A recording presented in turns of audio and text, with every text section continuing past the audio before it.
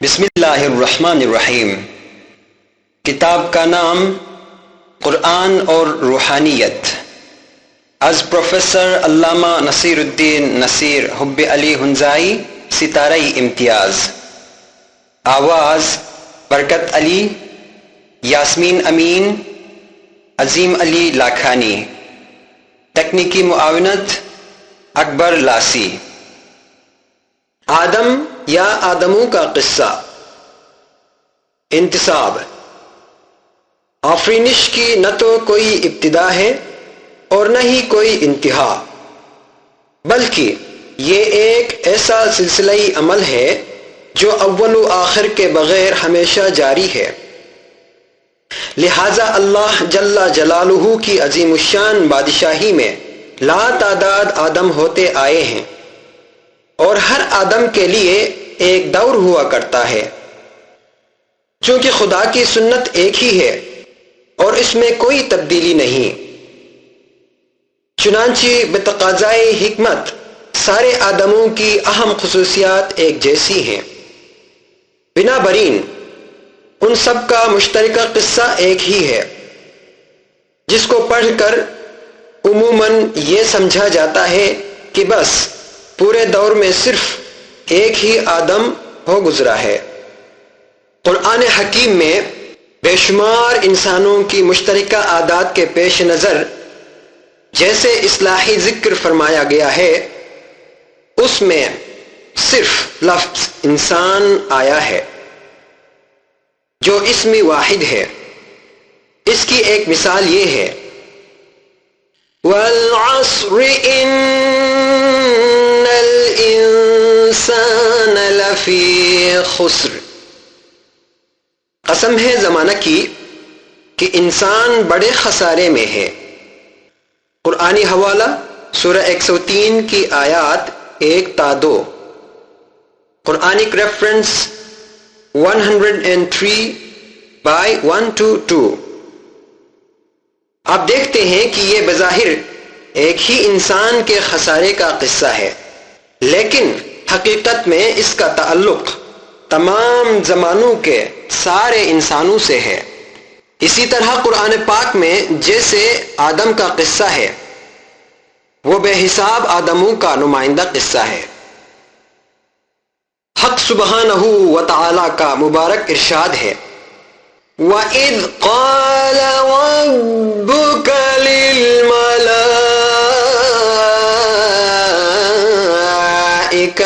إِنِّي جَاعِلٌ فِي الْأَرْضِ خَلِيفَةً۔ اور اے رسول صلی اللہ علیہ وسلم، تمہارے رب نے جس وقت فرشتوں سے فرمایا کہ میں ہمیشہ زمین پر خلیفہ مقرر کروں گا۔ قرآنی حوالہ سورہ 2 کی آیت 30۔ Quranic reference 2/30۔ سنت الہی میں کوئی تبدیلی نہیں آتی، لہذا ہم یقین سے کہتے ہیں کہ خلافت آدم کا یہ اعلان اگلے بے پایان ادوار ہی کی طرح تھا، اور خدا کا کوئی کام ایسا نہیں ہوتا جو پہلے کبھی نہ کیا گیا ہو۔ یہ قرآنی حکمت کا انمول تحفہ ان پیارے بچوں کے لیے ہے۔ نمبر 1، تاریخ پیدائش 7 جولائی 1986 عیسوی، سہرین بنتی سراج ناتھانی۔ نمبر 2، 8 جون 1990 عیسوی، سلمان ابن سراج ناتھانی۔ نمبر 3، 23 نومبر 1992 عیسوی، دانش ابن ملک ناتھانی۔ نمبر 4 اکتوبر 1993 عیسوی، رابعہ بنتی گلزار ناتھانی۔ نمبر 5، 26 جنوری 1995 عیسوی، شاہ زیب ابن گلزار ناتھانی۔ یہ بہت ہی عزیز اطفال آگے چل کر بڑے عالی ہمت افراد جماعت ہوں گے۔ انشاءاللہ تعالی ہر گھر کے پیارے پیارے بچے چمن انسانیت کی پر امید کلیاں، گلشن خاندان کے بامقصد شگوفے اور باغ دین کے تر و تازہ اور حسین پودے ہوا کرتے ہیں، جہاں حلال جانوروں کے بچے بہت ہی اچھے اور بہت ہی خوبصورت لگتے ہیں، وہاں اشرف المخلوقات یعنی انسان کے بچوں کے حسن و جمال اور دلکشی کا کیا کہنا، خصوصاً والدین کی نگاہ میں اولاد بدیع الجمال اور بے مثال لگتی ہے۔ یہ قانون قدرت کا ایک نمایاں اعجاز ہے تاکہ ماں باپ اپنے چہیتے اور دلارے بچوں کی خوب سے خوب تر پرورش کر سکیں۔ فرزند عزیز کے لیے ایسے پیار بھرے الفاظ استعمال کرتے ہیں: نور نظر، جگر بند، آنکھوں کا تارا، نور چشم، قرۃ العین یعنی آنکھوں کی ٹھنڈک، دل بند، لختی جگر، جگر گوشہ وغیرہ۔ نصیر الدین نصیر حب علی ہنزائی، کراچی، 19 اکتوبر 1996 عیسوی، 19 اکتوبر 1996۔ عنوان مقالہ لب لباب، تمہید۔ قرآن اور روحانیت کی تمہید میں سب سے پہلے بارگاہ رب العزت سے علمی خدمت کی توفیق و ہمت طلب کی گئی ہے، پھر کتاب کی وجہ تسمیہ، اہمیت اور افادیت کا ذکر ہوا ہے۔ اس کے بعد متعلقہ موضوع پر روشنی ڈالنے کے طریقہ کار اور بزرگان دین کے اصول، تقریر و تحریر کا مختصر ترین بیان کیا ہے، اور تمہید کے آخری حصے میں قرآنی روح کے ثبوت میں چند روشن دلیلیں پیش کی گئی ہیں۔ قرآن اور روحانیت۔ کتاب کا نام قرآن اور روحانیت اس معنی میں ہے کہ اس میں قرآن کی روح، روحانیت اور نورانیت سے بحث کی گئی ہے، اور اسی عنوان سے کتاب کا آغاز ہوا ہے، اور اس کے شروع کے 13 پیراگراف موضوع سخن کے تعارف کے طور پر ہیں، جن کی ابتدا روح سے متعلق ایک آیہ کریمہ سے ہوئی ہے، اور اس کی تشریح میں کہا گیا ہے کہ روح عالم خلق سے نہیں، عالم امر سے ہے۔ اس کے بعد روح اور روحانیت کے ساتھ قرآن پاک کا جو باطنی تعلق ہے، اس کے بارے میں ذکر کیا گیا ہے۔ چنانچہ لکھا ہے کہ قرآن باطن میں روح، روحانیت اور نورانیت ہے۔ پھر لفظ روحانیت کا تجزیہ کیا ہے اور مختلف درجات کی روحوں کا تذکرہ کرتے ہوئے انکشاف کیا گیا ہے کہ روح القدس انسان کی سب سے اونچی روح ہے، اور بتایا ہے کہ روحانیت اسی کے وسیلے سے ہے، اور یہی روح انسان کامل کا نور ہے۔ درج ہے کہ کائنات و موجودات کا کوئی ذرہ روح کے وجود سے خالی نہیں۔ پھر نور خداوندی کی روشنی میں اس عالم کی بلندی و پستی کے بھیدوں سے واقف ہونے کی اشارت کی گئی ہے وغیرہ۔ اس کے بعد ایسے پیراگراف ہیں جن کے آغاز میں نمبر درج ہے۔ نمبر 1 تا نمبر 5۔ نمبر 1، اسلام آن حضرت صلی اللہ علیہ وسلم کا آبائی دین تھا، اس لیے آپ صلی اللہ علیہ وسلم بچپن ہی سے دین حق پر قائم تھے۔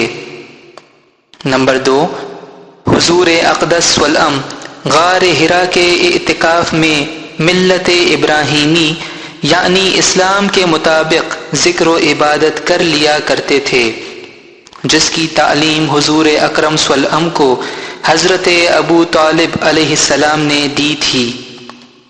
نمبر 3، دین حق خدا کا نور ہے، وہ کبھی بجھتا نہیں، وہی نور ہادی برحق علیہ السلام میں ہے۔ نمبر 4، حضور نبی کریم صلی اللہ علیہ وسلم سے فرمایا گیا ہے کہ آپ ملت ابراہیم کی پیروی کریں، جس سے ظاہر ہوتا ہے کہ آپ صلی اللہ علیہ وسلم کے زمانے میں حضرت ابراہیم علیہ السلام کی تعلیمات زندہ تھیں۔ نمبر 5، نزول وحی سے بہت پہلے حضرت محمد مصطفیٰ صلی اللہ علیہ وسلم کی روحانیت کا آغاز ہوا تھا۔ وحی کے 3 درجے ہوتے ہیں۔ حضور صلی اللہ علیہ وسلم کی روحانیت قرآن کی روحانیت تھی۔ روحانیت روشن تصورات کی ایک زندہ کائنات ہوا کرتی ہے جو کچھ عرصے تک خاموش تصاویر اور رنگا رنگ مناظر کو پیش کرتی رہتی ہے، اور اس کے بعد اس کی ہر چیز بول اٹھتی ہے۔ وحی کے لیے ایک نہیں، اصل میں 5 فرشتے مقرر ہیں۔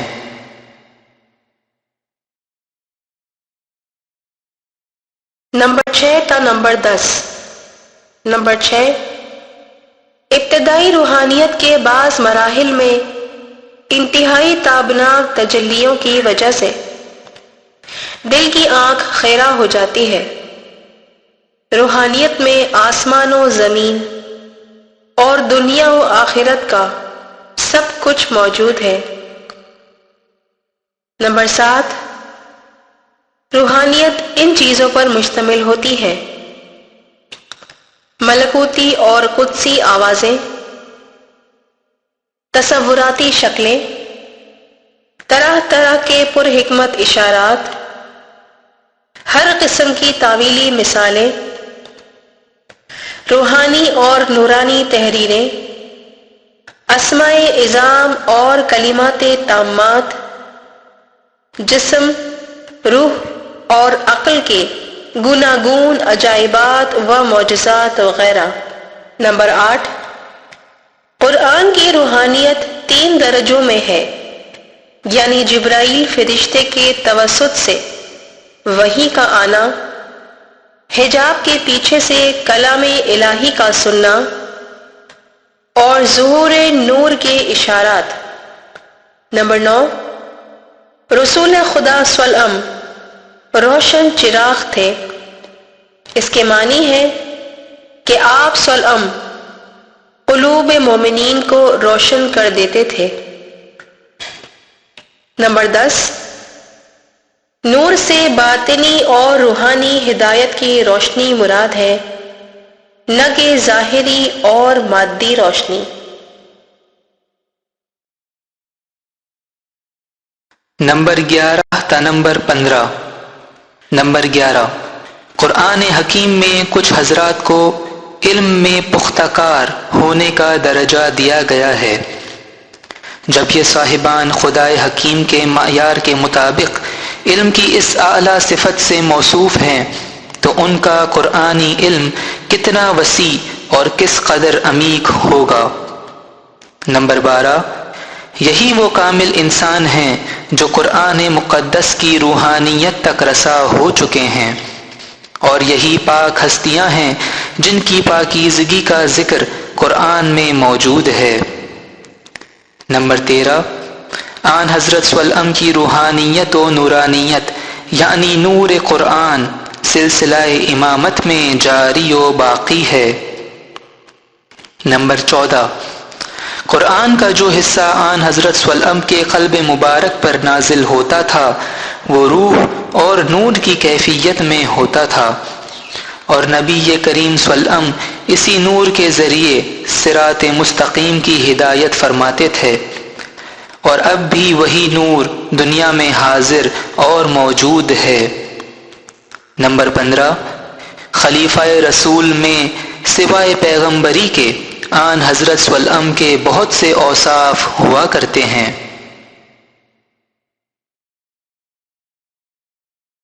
نمبر 16 تا نمبر 20۔ نمبر 16، قرآن کی روحانیت صراط مستقیم پر واقع ہے، لہذا جو بھی اس راہ راست پر آگے بڑھے وہ روحانیت کا مشاہدہ اور تجربہ کرے گا، اور ہادی برحق تو اس کا وارث اور عملی رہنما ہے۔ نمبر 17، جب قرآن میں دل کی آنکھ اندھی ہونے کی مذمت کی گئی ہے تو جاننا چاہیے کہ اسی زندگی سے عالم روحانیت دیکھنے کا تقاضا کیا گیا ہے۔ نمبر 18، معرفت نہیں کہتے ہیں مگر اس پہچان کو جو دل کی آنکھ سے روحانی حقیقتوں کو دیکھ لینے کے بعد حاصل آتی ہے، اور جہاں معرفت سے خدا کی شناخت مراد ہوتی ہے وہاں اس میں تمام ذیلی اور ضمنی معرفتیں شامل ہیں۔ نمبر 19، معرفت کے معنی میں صفات خدا کی تجلیوں کے دیکھنے کا واضح اشارہ موجود ہے، اور یہی تجلیات قرآن کی روح اور نورانیت بھی ہیں۔ نمبر 20، اگر خدا تعالی کا دیدار ایک حقیقت ہے تو پھر کوئی چیز ایسی نہیں جس کا مشاہدہ نہ ہو اور وہ احاطہ معرفت سے باہر رہے، کیونکہ اللہ تعالی کا درجہ سب سے بلند ہے۔ نمبر 21 تا نمبر 25۔ نمبر 21، اگر کسی آدمی کو دنیا روحانیت کے وجود کے بارے میں شک ہو تو اسے کم از کم اپنے خواب کی کیفیت پر سوچنا چاہیے کہ خواب بجائے خود ایک الگ تھلگ دنیا ہے یا نہیں۔ اسی طرح روحانیت بھی ایک عالم ہے، مگر وہ خواب و بیداری سے بدرجائے انتہا بہتر اور روشنتر ہے۔ نمبر 22، پیغمبر اکرم صلی اللہ علیہ وسلم اور امام برحق علیہ السلام کے نور ہدایت سے اہل ایمان کے دل میں نورانیت کی ایک دنیا آباد ہو سکتی ہے۔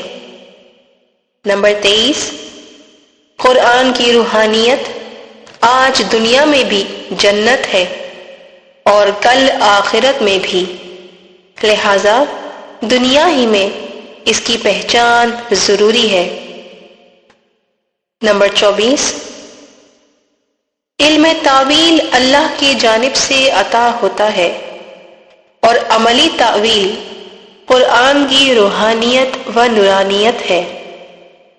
نمبر 25، اگر ایک عام انسان دنیا روحانیت سے ناواقف ہے تو اس کو اپنے تصورات کے عالم پر اس کا قیاس کرنا چاہیے۔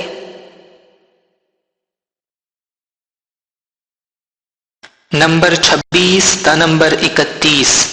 نمبر 26، جس طرح یہ ظاہری کائنات سورج، چاند اور ستاروں کی روشنی سے روشن ہے، اسی طرح عالم دین پیغمبر صلی اللہ علیہ وسلم، امام علیہ السلام اور حدود دین کے نور سے منور ہے، اور نور کا سرچشمہ ہمیشہ ایک ہی ہوا کرتا ہے۔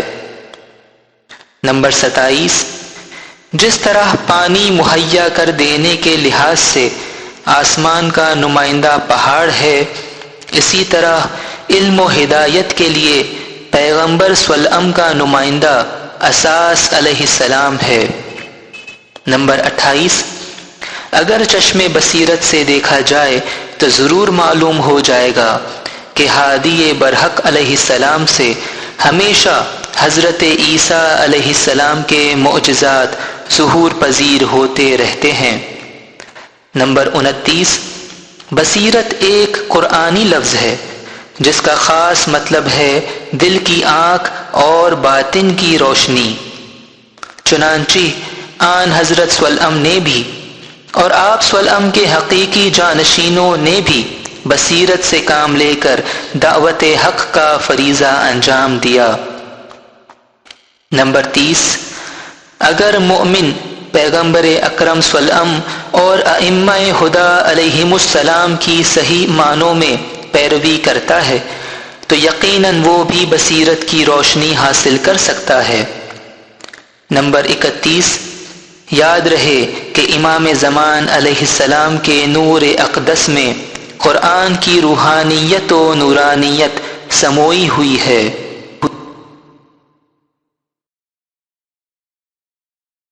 تمہید۔ بسم اللہ الرحمن الرحیم۔ اے خداوند برحق، اے قادر مطلق،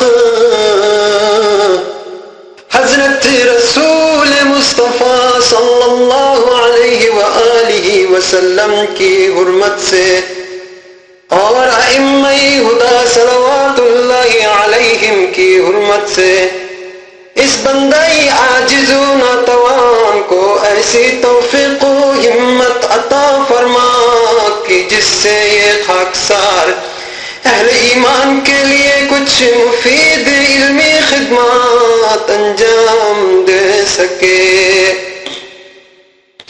پروردگارا، تیری بے پایان رحمت سے کچھ بعید نہیں کہ تیری بارگاہ عالی کے اس مسکین سائل کی یہ دعا قبول ہو۔ فاما بعد، یہ امر واقعی واضح اور روشن ہے کہ زیر نظر کتاب قرآن اور روحانیت، جیسا کہ اس نام سے ظاہر ہے، قرآن حکیم کی روح اور روحانیت کے موضوع سے متعلق ہے۔ اصل میں یہ ایک مقالہ تھا جو کسی اجتماع میں لیکچر کے طور پر پڑھایا گیا تھا۔ بعد میں اس کو کتاب کی شکل دی گئی۔ میں انشاءاللہ تعالی مطمئن ہوں کہ یہ چھوٹا سا کام اہل علم کے لیے کافی حد تک مفید ثابت ہوگا۔ جاننے والے ہی جانتے ہیں کہ نہ صرف عصر حاضر ہی میں، جس میں مادیت کا دور دورہ ہے، بلکہ ہمیشہ سے آسمانی کتاب کی روحانیت کتنا سخت مشکل موضوع رہا ہے، لیکن اللہ تعالی کا لاکھ لاکھ شکر ہے کہ ہم ایسے درویش اہل بیت رسول صلی اللہ علیہ وسلم کے غلاموں میں سے ہیں جن کے مقدس گھر میں قرآن مجید نازل ہوا تھا، اور ہمارے نزدیک یہ صرف عقیدہ اور نظریہ ہی نہیں بلکہ ایک عرفانی مشاہدہ اور روشن حقیقت بھی ہے کہ زمانے کا امام صلوات اللہ علیہ، جو اہل بیت میں سے ہے، قرآن کی روح اور روحانیت کا وسیلہ اور سہارا ہوا کرتا ہے، ورنہ ہم کہاں اور قرآن کی روح کہاں؟ اگر اس حقیقت سے پردہ نہ اٹھایا جائے تو ظاہر ہے کہ یہ بہت بڑی ناشکری ہو جائے گی کہ ہم نے اپنے آقا و مولا اور مربی کو فراموش کر کے روحانی علم کو اپنی ذات سے منسوب کرنے کی کوشش کی۔ پس خدا نہ کرے کہ ہم اپنے مہربان مولا کو کسی وقت بھول جائیں۔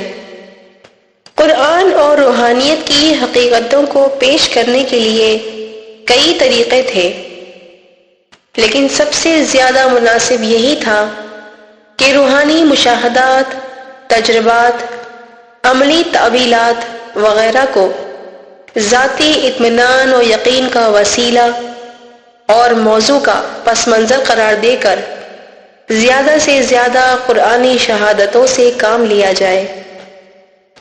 اور ہمارے بزرگان دین کا اصول بھی یہی رہا ہے کہ وہ اکثر ذاتی روحانیت کو اپنے موضوعات کے پس منظر کے طور پر استعمال کرتے تھے اور ظاہری علوم کی زبان میں موضوع بحث کو پیش کرتے تھے، مگر شعر و شاعری کا اصول اس سے قدر مختلف ہے۔ کچھ لوگوں کو اس بات سے بڑا تعجب ہوگا جب کہا جائے کہ قرآن کی ایک عظیم روح ہے، حالانکہ یہ اللہ تعالی کا فرمان ہے، یا وہ اس روح سے قرآن کا معنوی مغز اور جوہر مراد لیتے ہوں گے، کیونکہ ان کی نظر میں قرآن کی کوئی ایسی روح ہے ہی نہیں جو حرکت کرے اور بات چیت کرے، جبکہ قرآن ان کے سامنے خاموش ہے۔ لیکن جاننا چاہیے کہ بہت سی حقیقتیں ایسی ہیں جن کی روح ہے، مگر ضروری نہیں کہ وہ خود انہی کے اندر ہو، اس حقیقت کے دلائل ملاحظہ ہوں۔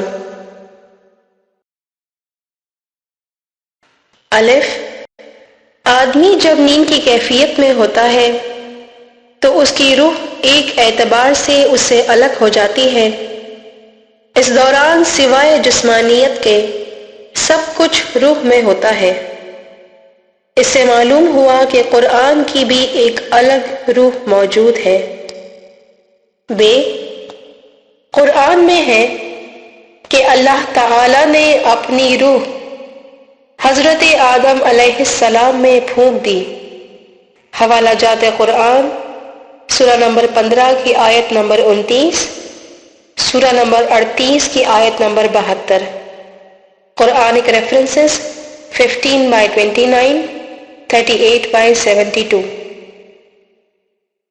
اس کا یہ مطلب ہرگز نہیں کہ یہ روح اس معنی میں خدا کی ہو کہ وہ خدا کے ساتھ ایک تھی پھر جدا ہو گئی، بلکہ اس کی مراد یہ ہے کہ وہ ازلی نور جو خدا تعالی کی طرف سے مقرر تھا، ایک جامع تن سے دوسرے لباس میں منتقل ہونے لگا، جس کے متعلق خصوصی نمائندگی کی نسبت سے کہا گیا کہ آدم علیہ السلام میں خدا نے اپنی روح پھونک دی۔ اسی طرح قرآن کی بھی ایک روح ہے، جس طرح خدا کی روح آدم میں تھی۔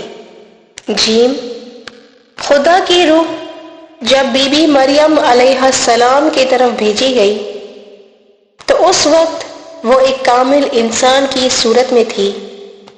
بس یہ اس حقیقت کا ایک روشن ثبوت ہے کہ قرآن کی روح الگ ہے اور وہ ایک کامل انسان کی صورت میں ہے۔ دال، حضرت عیسیٰ علیہ السلام اپنے وقت میں روح اللہ یعنی خدا کی روح کا درجہ رکھتا تھا، اس معنی میں کہ وہ لوگوں کے درمیان خدا تعالی کا قائم مقام اور نمائندہ تھا۔ اسی طرح وہ اپنے اندر اس دور کی آسمانی کتاب کی روح و روحانیت بھی رکھتا تھا۔ یہی مثال تمام انبیاء و ائمہ علیہم السلام کی ہے، کیونکہ ان میں سے ہر ایک اپنے زمانے کا عیسیٰ روح اللہ تھا، اور اس میں جو خدا کی روح تھی وہی کتاب خدا کی بھی روح تھی۔ ہے اللہ تعالی کا فرمانا ہے کہ اس کے پاس ایک بولنے والی کتاب ہے۔ حوالہ جات قرآن، سورہ نمبر 23 کی آیت نمبر 62، سورہ نمبر 45 کی آیت نمبر 29، قرآنک ریفرنسز 23/62 and 45/29۔ جب حقیقت یہ ہے کہ خدا کے پاس قرآن کے علاوہ ایک بولنے والی کتاب بھی ہے، تو ان دونوں کے درمیان کوئی رشتہ ضرور ہونا چاہیے، کیونکہ وہ بھی خدا ہی کی ہے اور یہ بھی، اور دونوں کے درمیان رشتہ یہ ہے کہ کتاب ناطق کتاب صامت کی روح کی حیثیت سے ہے اور کتاب ناطق امام مبین ہے۔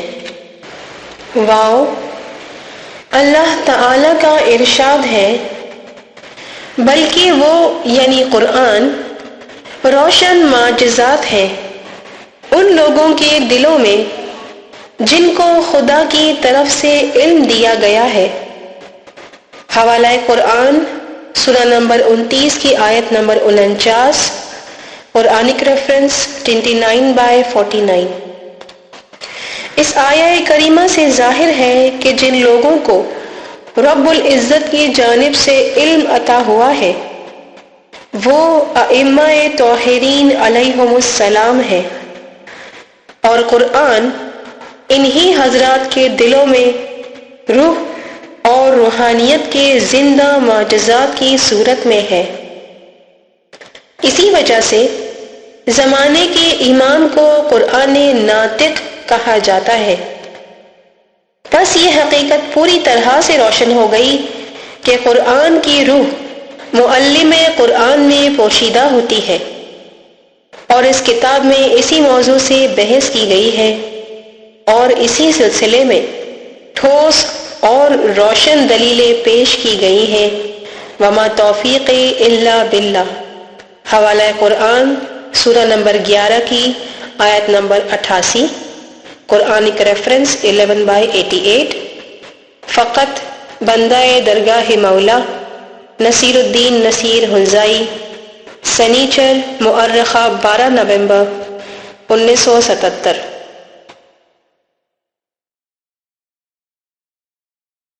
قرآن اور روحانیت۔ بسم اللہ الرحمن الرحیم۔ حق سبحانہ و تعالی کا ارشاد گرامی ہے کہ اور اے رسول صلی اللہ علیہ وسلم آپ سے روح کے بارے میں سوال کرتے ہیں، آپ کہہ دیجئے کہ روح عالم خلق سے نہیں بلکہ یہ میرے پروردگار کے عالم امر سے ہے، اور تم کو بہت تھوڑا علم دیا گیا ہے، اس لیے تم روح کی حقیقت نہیں سمجھ سکتے ہو۔ حوالہ قرآن سورہ نمبر 17 آیت 85، قرآنک ریفرنس 17/85۔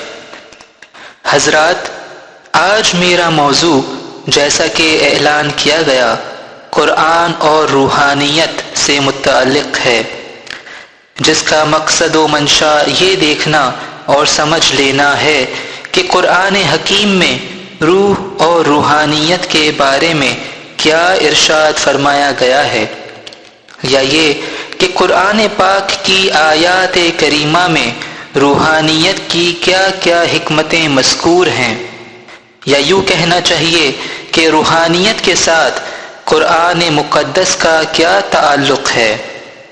چنانچہ اہل بصیرت پر یہ حقیقت واضح اور روشن ہے کہ قرآن حکیم خود باطن میں روح و روحانیت اور نور و نورانیت ہے۔ یہ صرف اس اعتبار سے نہیں کہ خدا تعالی کی یہ آخری مبارک کتاب حضرت محمد صلی اللہ علیہ وآلہ وسلم کے واقعات و معجزات روحانیت کا مجموعہ ہے، بلکہ اس لحاظ سے بھی کہ اس میں روح اور روحانیت کی بابت ہدایات و تعلیمات کے بے پایان خزانے موجود ہیں۔ بس ثابت ہے کہ قرآن مجید میں روحانیت ہی روحانیت ہے، لیکن یہ جاننا ضروری ہے کہ روحانیت فی الاصل کیا شے ہے اور اس کا مطلب کیا ہے وغیرہ۔ جاننا چاہیے کہ لفظ روحانیت کی تحلیل اس طرح سے ہے کہ روح سے روحانی ہے اور روحانی سے روحانیت، جیسے جسم سے جسمانی اور جسمانی سے جسمانیت۔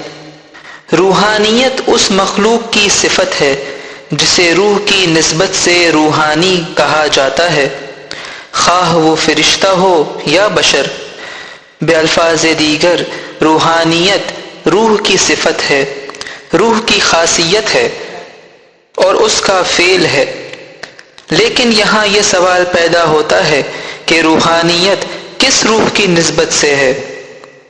کیا اس سے روح نباتی کی روحانیت مراد ہے؟ آیا یہ روح حیوانی کی ہے یا روح انسانی کی، یا ان تین روحوں سے کوئی برتر روح بھی ہے؟ جواباً عرض کی جاتی ہے کہ وہ روح جس میں روحانیت کا مکمل نور پنہان ہے، نہ نباتات کی روح ہے، نہ حیوانات کی، اور نہ عام انسانوں کی، بلکہ وہ روح قدسی ہے جس میں اسرار روحانیت اور ہر درجے کی معرفت کے خزانے موجود ہیں۔ یہ چوتھی روح ہے جو انبیاء و ائمہ علیہم السلام کے بعد حقیقی مؤمنین کو بھی بقدر علم و عمل حاصل ہو سکتی ہے، اور یہی روح قدسی ہے جس کے بارے میں اللہ تعالی نے ارشاد فرمایا کہ روح عالم امر سے ہے جو ہمیشہ سے ہے یعنی قدیم ہے۔ روح کے عالم امر سے ہونے کے یہ معنی ہیں کہ وہ عالم خلق سے نہیں، یعنی وہ ایک غیر مادی حقیقت ہے، وہ ایک قدیم جوہر ہے، اس کا تصور جسمانی چیزوں کی طرح نہیں، وہ جسم سے بالکل مختلف ہے، وہ مکان و زمان سے ماورا ہے، وہ اپنی ذات میں لامکان کا نمونہ ہے بلکہ وہ خود ہی لامکان ہے، وہ علم و حکمت کا سرچشمہ اور خدا کی معرفت کا ذریعہ ہے کیونکہ وہ نور ہے۔ روح القدس جو انسان کامل کی روح ہے، معرفت الہی کا ذریعہ اس معنی میں ہے کہ اللہ تعالی کی شناخت و معرفت قرآن، پیغمبر صلی اللہ علیہ وسلم اور امام زمان علیہ السلام کی پاک ہدایت و رہنمائی کے بغیر محال ہے، اور روح قدسی ان تینوں رہنما درجات یعنی قرآن، رسول صلی اللہ علیہ وسلم اور امام علیہ السلام کا نور ہے۔ جاننا چاہیے کہ دین اسلام کے مطابق کائنات و موجودات کا کوئی چھوٹے سے چھوٹا ذرہ بھی روح سے خالی نہیں، مگر جیسا کہ بتایا گیا روح کے درجات ہیں، اور جن چیزوں کو جمادات کہا جاتا ہے ان میں بھی خوابیدہ روحیں موجود ہیں۔ ان تمام حقیقتوں کا مشاہدہ صرف اسی صورت میں ہو سکتا ہے جبکہ امام زمان علیہ السلام کے نور ہدایت کی روشنی میں کسی مؤمن کو روحانیت کا دروازہ کھل جاتا ہے۔ یہی روحانیت اگر ایک طرف سے اسرار کائنات کی حیثیت سے ہے تو دوسری طرف سے یہ حقیقت روح قرآن کی زندہ مثالیں بھی پیش کرتی ہے۔ صرف یہی نہیں بلکہ خدا اور رسول صلی اللہ علیہ وسلم اور امام زمان علیہ السلام کی معرفت اور انسان کی اپنی ذات کی شناخت بھی اسی روحانیت میں ہے، جیسا کہ قرآن حکیم کا ارشاد ہے کہ اللہ تعالی آسمانوں اور زمینوں کا نور ہے۔ حوالہ قرآن سورہ نمبر 24 آیت 35، قرآنک ریفرنس 24/35۔ اس انتہائی جامع اور پر حکمت آیہ مقدسہ کے اشارات یہ ہیں کہ جو نور خداوندی صفات کا ہے وہی نور ہدایت بھی ہے، جس کی روشنی میں کائنات کے ظاہر و باطن، بلندی و پستی اور دور و نزدیک کی روحانی حقیقتوں کا یکجا مشاہدہ ہوتا ہے، جس میں ازلی و ابدی حقائق و معارف بھی چشم بصیرت کے سامنے آتے ہیں، اور کوئی چیز اس نور الہی کے احاطے سے باہر نہیں رہتی۔ نور الہی کی روشنی میں کائناتی اور ذاتی اسرار کا یہ مشاہدہ و مطالعہ صرف اسی وقت ممکن ہے جبکہ خدا و رسول صلی اللہ علیہ وسلم اور صاحب امر علیہ السلام کی اطاعت کے نتیجے میں مومن کی روحانی آنکھ کھل جاتی ہے۔ وہ اس وقت کہیں دور نہیں بلکہ اپنی روح کی روحانیت ہی میں لامکانی طور پر تمام ممکنات کو نورانیت میں دیکھتا ہے، اور یاد رہے کہ حقیقت میں یہی عجیب واقعہ قرآن کی روحانیت بھی ہے اور روح و نور کی معرفت بھی ہے، کیونکہ مادی اور جسمانی اشیاء الگ الگ اور ایک دوسرے سے دور واقع ہیں، اور اس کے برعکس روحانی چیزیں یکجا اور متحد ہیں۔ بلکہ یہ کہنا حقیقت ہے کہ روحانیت کی چیز اصل میں ایک ہی ہوتی ہے، مگر اس کے ہزاروں نام اور بے شمار کام ہوتے ہیں۔ یہی وجہ ہے کہ ایسی جامع الجوامع حقیقت کی بے شمار مثالیں بیان کی گئی ہیں، کیونکہ اس کے بہت سے پہلو اور بہت سے جلوے ہیں۔ اس بیان سے اہل دانش کے لیے یہ حقیقت قابل یقین ہو گئی کہ قرآن فی الاصل آن حضرت صلی اللہ علیہ وسلم پر ایک زندہ روحانیت کی صورت میں نازل ہوا تھا، اور اب بھی یہ روحانیت اسی طرح اپنے مقام پر محفوظ اور موجود ہے، کیونکہ قرآن کی روح و روحانیت لا زوال معجزہ ہے۔ جب یہ بات درست اور صحیح ہے کہ قرآن بموجب ارشاد سورہ نمبر 42 آیت 52 42/52 روح اور نور ہے، تو اس کے معنی یہ ہوئے کہ قرآن حکیم کی ہر آیت روح اور روحانیت کے معانی و مطالب سے لبریز ہے۔ جن صاحبان کو روحانیت کا کوئی تجربہ حاصل نہ ہوا ہو، ان کے لیے قرآن حکیم کی روحانیت سمجھ لینا کوئی آسان بات تو نہیں، لیکن اگر وہ علم الیقین کی روشنی میں دیکھنا چاہیں تو دیکھ سکتے ہیں، اور وہ یہ ہے کہ سرور انبیاء صلی اللہ علیہ وسلم پر نزول قرآن کا جو عظیم واقعہ گزرا تھا، اس کی کیفیت و حقیقت کا تصور کیا جائے۔ چنانچہ پہلے پہل آن حضرت صلی اللہ علیہ وسلم کے پاک باطن میں ذکر و عبادت کے نتیجے پر رفتہ رفتہ ایک نورانی عالم نظر آنے لگا۔ قرآنی روحانیت کی یہ دنیا شروع میں بالکل خاموش تصاویر اور چپ چاپ مناظر پر مبنی تھی۔ یہ آن حضرت صلی اللہ علیہ وسلم کا عالم دل تھا، جو اس ظاہری جہان کی نسبت بے حد روشن اور انتہائی درجے کا آبادان اور پر رونق تھا۔ یہ روح القدس کا خاموش فیضان تھا۔ کچھ عرصے کے بعد آن حضرت صلی اللہ علیہ وسلم پر وحی جلی نازل ہونے لگی، یعنی نمایاں طور پر روح القدس کا نزول شروع ہوا۔ وہ قرآن پاک اور جبرائیل امین کی مقدس روح تھی۔ یہ عظیم الشان روح ہرگز اکیلی نہیں تھی، بلکہ اس کے ساتھ دوسرے 3 بڑے فرشتے بھی تھے۔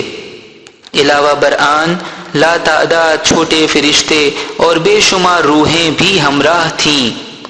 جیسے ہی ان فرشتوں اور روحوں کا آپ صلی اللہ علیہ وسلم پر نزول ہوا، حضور صلی اللہ علیہ وسلم کے دل و دماغ کی خاموش دنیا خود بخود علم و حکمت کی باتیں کرنے لگی، اور اس کی روشنی اور رونق میں اور اضافہ ہوا، اور آن حضرت صلی اللہ علیہ وسلم وحی اور روحانیت کے درجات عالیہ سے گزرتے گئے۔ چونکہ اللہ تعالی کے نزدیک یہ امر عظیم منظور ہوا تھا کہ نبی اکرم صلی اللہ علیہ وسلم کو ایک ایسی جامع الجوامع کتاب نازل کر دی جائے کہ اس میں نہ صرف سابقہ آسمانی کتابوں کی اصل حقیقتیں پوشیدہ ہوں، بلکہ دونوں جہان کے اسرار و احوال کی تفصیلات بھی موجود ہوں۔ لہذا پیغمبر برحق صلی اللہ علیہ وسلم پر نزول قرآن کا جو عالم گزرتا تھا، وہ لا تعداد عجائب و غرائب کا حامل تھا۔ اس کا کوئی مکمل نقشہ پیش کرنا محال ہے، ما سوائے اس کے کہ الگ الگ چند مثالیں بیان کر دی جائیں۔ نمبر 1، حضور اکرم صلی اللہ علیہ وسلم کو نبوت سے بہت پہلے اپنے بزرگوار جد اعلیٰ حضرت ابراہیم خلیل اللہ علیہ السلام کی ملت کی ہدایت دی گئی تھی۔ غالباً یہ آپ صلی اللہ علیہ وسلم کے بچپن کا زمانہ ہوگا۔ نمبر 2، یہ ایک حقیقت ہے کہ آپ صلی اللہ علیہ وسلم غار حرا کے اعتکاف میں جو ذکر و عبادت کر لیا کرتے تھے، وہ گمان یا نقل کی عبادت تو نہیں تھی، نہ یہ بات یوں ہی آپ صلی اللہ علیہ وسلم کے دل میں آئی تھی، اور نہ ہی یہ ذاتی وحی کی چیز ہو سکتی ہے، بلکہ آن حضرت صلی اللہ علیہ وسلم کی ایسی منظم عبادت ملت ابراہیمی کی تعلیمات کے مطابق تھی، جس کی ہدایت حضور اکرم صلی اللہ علیہ وسلم کو حضرت ابو طالب علیہ السلام نے دی تھی۔ نمبر 3، اگر یہ فرض کیا جائے کہ دین اسلام کا سلسلہ حضرت ابراہیم علیہ السلام اور حضرت محمد صلی اللہ علیہ وسلم کے درمیان منقطع ہو چکا تھا، تو یہ مفروضہ قرآن پاک کے ان ارشادات کے منافی ہوگا جن میں فرمایا گیا ہے کہ خدا کا نور بجھایا نہیں جا سکتا، اور ظاہر ہے کہ خدا کا نور ہادی برحق علیہ السلام ہے، جس کے ساتھ ساتھ آسمانی کتاب کی روح بھی ہے اور اسلام بھی۔ چنانچہ اگر کوئی شخص دین اسلام کو خدا کا نور قرار دیتا ہے یا کتاب سماوی کو خدا کا نور مانتا ہے تو پھر بھی ہادی دین اور وارث کتاب کا حاضر و موجود ہونا لازمی ہو جاتا ہے، اور ویسے بھی حقیقت میں قرآن، اسلام اور ہادی ایک ہی نور کے مختلف نام ہیں۔ نمبر 4، حضور نبی کریم صلی اللہ علیہ وسلم سے قرآن پاک میں فرمایا گیا ہے کہ آپ صلی اللہ علیہ وسلم ملت ابراہیم کی پیروی کریں۔ اس کے علاوہ ایسے بہت سے ارشادات ہیں جن سے یہ حقیقت ظاہر ہے کہ دین حنیف یعنی ملت ابراہیمی سرور کائنات صلی اللہ علیہ وسلم کے زمانے میں زندہ تھی، کیونکہ حضرت ابراہیم علیہ السلام کے فرزند ارجمند حضرت اسماعیل علیہ السلام کی پاک نسل میں سلسلہ امامت جاری و باقی تھا۔ نمبر 5، چنانچہ اللہ تعالی کے ارادہ و منشا کے مطابق اسم اعظم کے ذکر قلبی کے نتیجے میں آن حضرت صلی اللہ علیہ وسلم پر روحانیت کا دروازہ کھل گیا اور وحی نازل ہونے لگی، اور آپ صلی اللہ علیہ وسلم کی اس روحانیت کی کئی صورتیں اور بہت سی منزلیں تھیں، اور وحی کے اعتبار سے جیسا کہ قرآن حکیم میں ہے، حوالہ قرآن سورہ نمبر 42 کی آیت نمبر 51، قرآنک ریفرنس 42/51۔ روحانیت 3 بڑی قسموں میں منقسم ہے، جن میں سب سے پہلے تو عام وحی ہے جو جبرائیل وغیرہ کے توسط سے ہوتی ہے، پھر کلام الہی ہے جو حجاب کے پیچھے سے سنائی دیتا ہے، اور آخری درجے میں خاص وحی یعنی اشارہ ہے جو سب سے عظیم دیدار کے وسیلے سے ہوتی ہے۔ اس کے بعد یہ ضروری نہیں کہ یہی ترتیب قائم رہے، جبکہ خداوند تعالی کا بے حجاب دیدار صرف 2 دفعہ میسر آتا ہے، لیکن ہاں کلمہ باری اور گوہر عقل کی ازلی و ابدی حکمتوں کا خزانہ ایسے آخری دیدار میں پوشیدہ ہے۔ نمبر 6، آن حضرت صلی اللہ علیہ وسلم کی روحانیت بمعنی قرآن کی روحانیت کی ابتدا میں، جیسا کہ ہم کہہ چکے ہیں، ایک نہایت روشن اور انتہائی تابناک کائنات کا ظہور ہوتا تھا، جس کی روشنی کی لہریں بعض دفعہ ناقابل برداشت ہو جاتی تھیں۔ روحانیت کی تجلیوں کے اس عالم کی خوبصورت اور دلکش مگر خاموش تصاویر و مناظر میں ہر لحظہ ایک نیا حسین انقلاب رونما ہوتا تھا۔ مختصر یہ کہ یہاں کے عجائب و غرائب تعریف و توصیف کے بیان سے باہر تھے، لیکن آپ کو تعجب ہوگا کہ یہ سب کچھ حقیقت میں کچھ بھی نہیں تھا، کیونکہ یہ صرف اس مادی دنیا کا رنگین اور خوبصورت عکس تھا جو حضور انور صلی اللہ علیہ وسلم کے آئینہ نورانیت میں اتنا روشن اور اس قدر دلکش نظر آ رہا تھا، یا یوں کہنا چاہیے کہ یہ آپ صلی اللہ علیہ وسلم کی روحانیت میں اس ظاہری اور مادی دنیا کی مثال تھی۔ اس کے بعد جب وقت آیا تو اس میں جبرائیل، میکائیل، اسرافیل اور عزرائیل چاروں مقرب فرشتے آ گئے، اور انہوں نے عملی طور پر اپنا اپنا کام کر کے دکھایا، جس سے تمام دوسرے فرشتے اور روحیں حاضر ہو گئیں۔ تو آپ صلی اللہ علیہ وسلم کی اس ذاتی دنیا میں یکسر تبدیلی آ گئی، یعنی گویا حضور صلی اللہ علیہ وسلم کی روحانیت اس سے پہلے دنیا تھی، اب آخرت بن گئی، کیونکہ روحانیت میں دنیا و آخرت دونوں سموئی ہوئی ہیں۔ نمبر 7، اس وقت حضور اقدس صلی اللہ علیہ وسلم کی ذات بابرکات میں قرآن حکیم کی روح اور روحانیت ملکوتی اور قدسی آوازوں کے علاوہ اشاروں، مثالوں، روحانی و نورانی تحریروں اور کلمات تعمات کی صورت میں تھی، یا یوں کہنا چاہیے کہ قرآن اس مقام پر ایک ایسی مکمل روحانی کائنات کی حیثیت سے تھا جس کی ہر چیز عقل و جان کی دولت سے مالا مال اور علم و حکمت کے نور سے منور تھی، یعنی کائنات و موجودات کی تمام حقیقتیں خود بخود بولتی جاتی تھیں اور آفاق و انفس کی آیتیں اپنے آپ کو ظاہر کر دیتی تھیں۔ اس مقام پر یہ بتا دینا ضروری ہے کہ قرآن کی یہ روح اور روحانیت جس کا یہاں ذکر ہوا، آن حضرت صلی اللہ علیہ وسلم کے مبارک دل میں اس وقت بھی بلا کم و کاست موجود تھی جبکہ کاتبان وحی کے ذریعے قرآن پاک کی تمام آیات لکھائی گئی تھیں، کیونکہ خدا تعالی نے اپنے رسول صلی اللہ علیہ وسلم کو ذکر کے لقب سے ملقب فرمایا ہے۔ حوالہ قرآن سورہ نمبر 65 آیات 10 تا 11، قرآنک ریفرنس 65:10-11۔ نیز ارشاد ہے کہ پیغمبر بھول نہیں جاتا، حوالہ قرآن سورہ نمبر 87 آیت 6، قرآنک ریفرنس 87/6۔ جاننا چاہیے کہ ذکر قرآن کا بھی نام ہے، حوالہ قرآن سورہ نمبر 15 آیت 9، قرآنک ریفرنس 15/9۔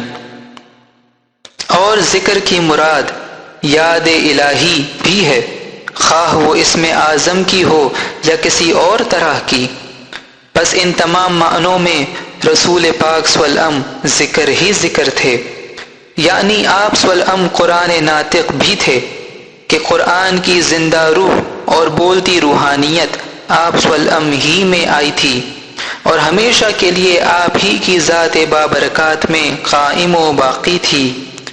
حضور صلی اللہ علیہ وسلم ایک ایسا زندہ و پائندہ ذکر الہی بھی تھے جو خود بخود معجزاتی کیفیت میں مسلسل بولتا رہتا ہے، اور آن حضرت صلی اللہ علیہ وسلم ایک ایسی غیر معمولی اور بے مثال یاد بھی تھے کہ آپ کوئی چیز، کوئی بات نہیں بھولتے تھے اور نہ ہی قرآن کی کوئی بات فراموش کرتے تھے۔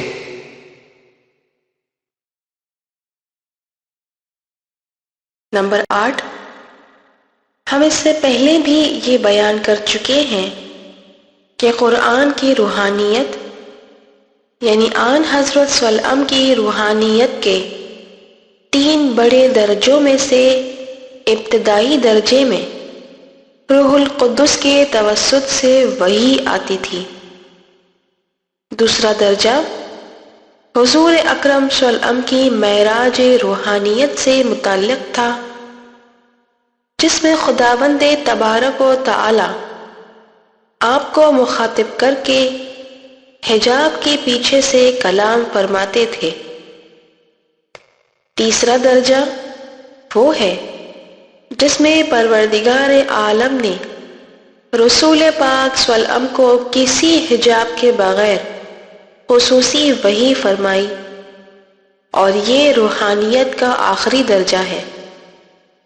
پس قرآن حکیم ان 3 درجات کے ارشادات کا ماحصل اور مجموعہ ہے، یعنی اس کتاب سماوی میں وہ آیات بھی ہیں جو جبرائیل فرشتے کے ذریعے نازل ہوئیں، وہ احکام بھی جو خداوند عالم نے حجاب کے پیچھے سے صادر فرمایا، اور وہ حکمتیں بھی جو بغیر حجاب کے خاص طور پر وحی کی گئی۔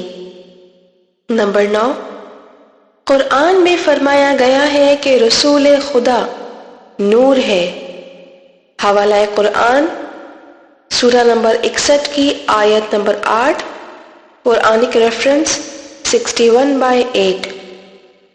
نیز ارشاد ہے کہ آپ سولم ایک روشن چراغ ہیں۔ حوالہ قرآن سورہ نمبر 33 کی آیت نمبر 46، قرآنک ریفرنس 33/46۔ یہاں سے صاف ظاہر ہے کہ آپ سولم کی یہ روشنی مادی اور دنیوی قسم کی تو نہ تھی، بلکہ عقل و روح اور دین و ایمان کی روشنی تھی، علم و حکمت اور رشد و ہدایت کی روشنی تھی، اور یہ قرآن کی نورانیت تھی۔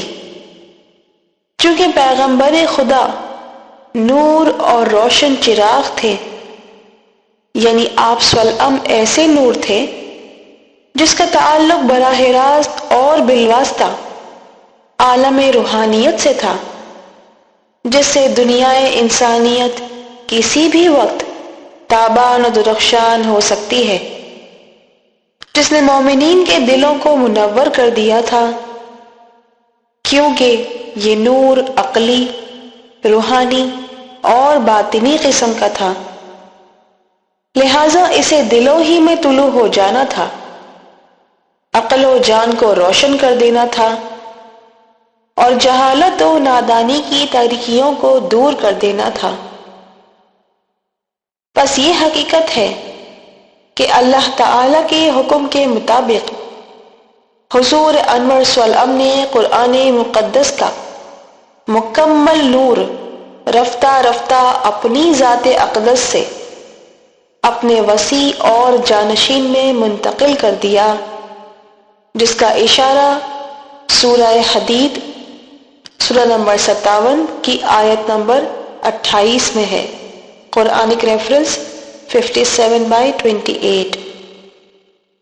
نمبر 10، اگر کوئی شخص یہ خیال کرتا ہو کہ نور کا مطلب صرف یہی ہے کہ اس سے ظاہری طور پر دینی ہدایت کی روشنی پھیلائی جاتی ہے اور اس کا روح اور باطن سے کوئی تعلق نہیں، تو ایسے شخص کا یہ خیال قرآن پاک کے خلاف ہے، کیونکہ قرآن حکیم میں جہاں جہاں نور، منیر، مصباح اور سراج جیسے الفاظ آئے ہیں تو ان کا مطلب ایسا ہرگز نہیں۔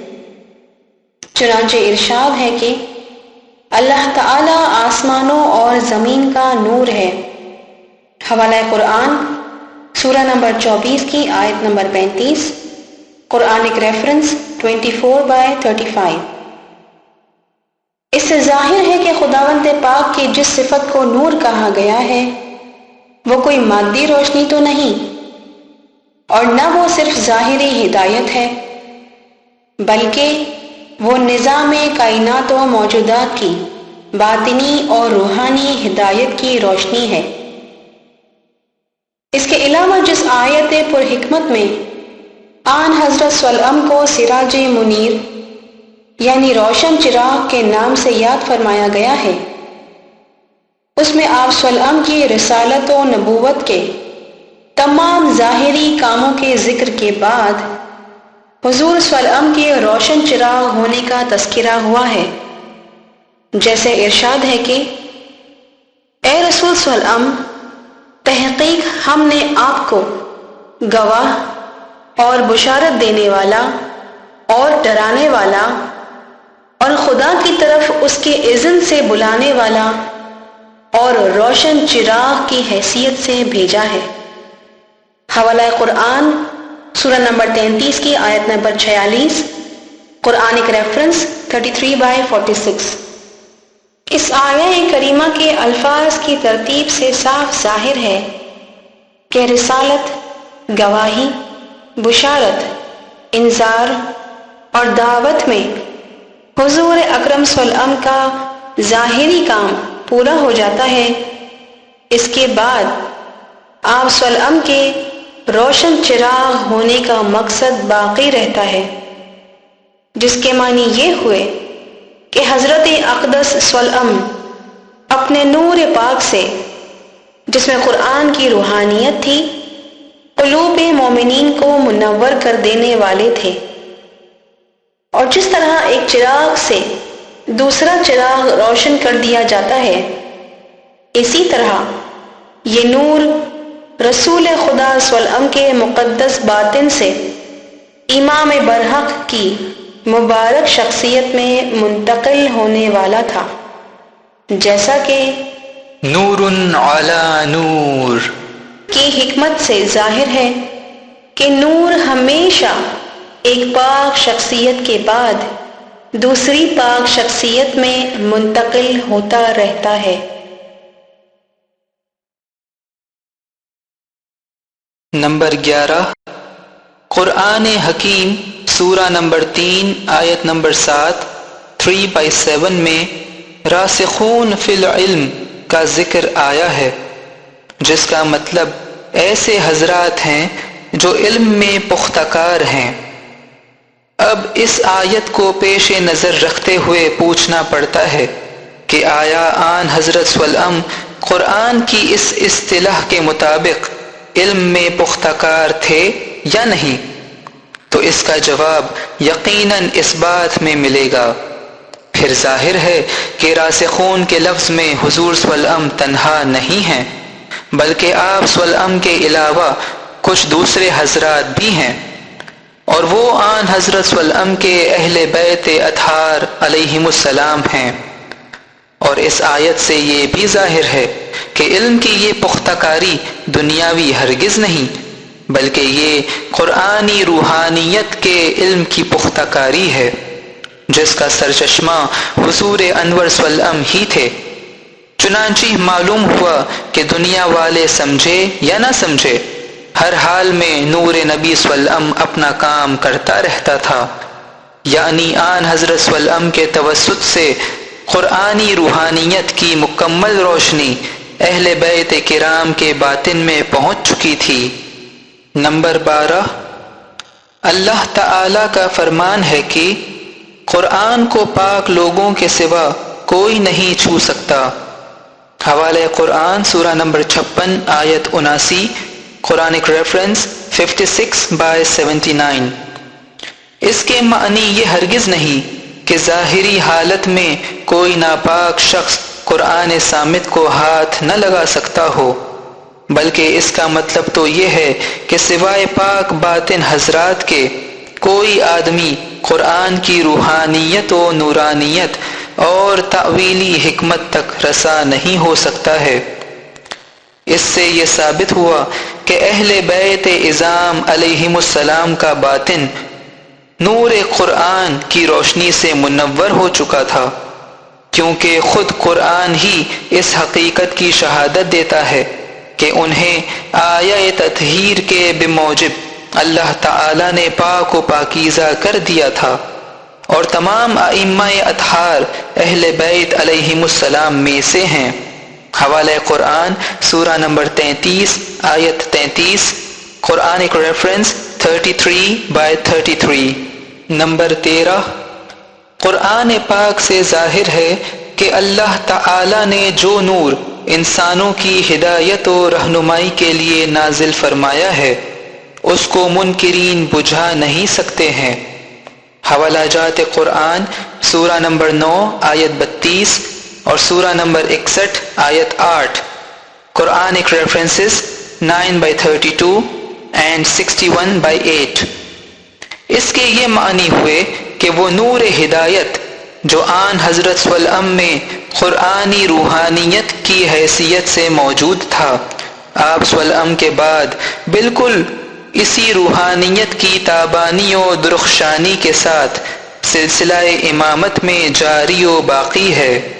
نمبر 14، رب العزت کا ارشاد ہے کہ قرآن عالم امر سے ایک زندہ روح اور ایک کامل نور کی صورت میں آن حضرت صلی اللہ علیہ وسلم کے دل پر نازل ہوا تھا، اور ساتھ ہی ساتھ فرمایا گیا ہے کہ آن حضور صلی اللہ علیہ وسلم صراط مستقیم کی ہدایت کرتے ہیں۔